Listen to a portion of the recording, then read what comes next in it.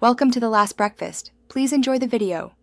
In this video, I will show you how to cook duck breast perfectly. First, let's prepare the duck breast. Take your duck breast and using a sharp knife, score the skin in a crosshatch pattern. Be careful not to cut into the meat itself, just the skin and fat layer.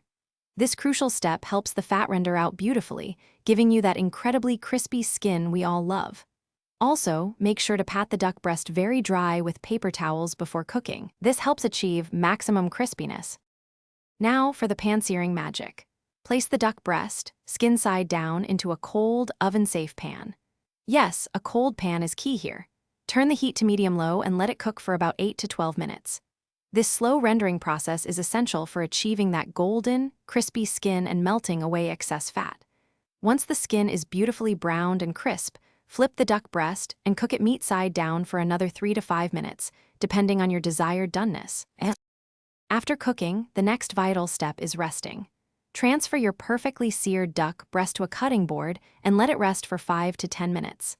This resting period is absolutely crucial because it allows all those delicious juices to redistribute throughout the meat, ensuring every bite is incredibly tender and moist.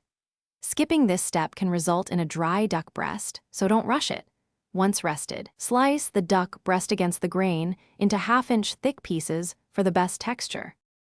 To achieve perfect doneness, we recommend an internal temperature of 135 degrees Fahrenheit for a delicious medium rare.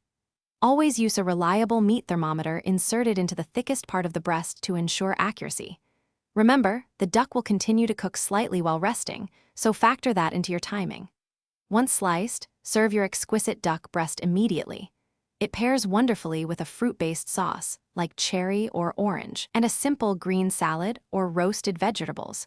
Enjoy your culinary masterpiece. Thanks for watching. If this was helpful, leave a like and consider subscribing. See you next time.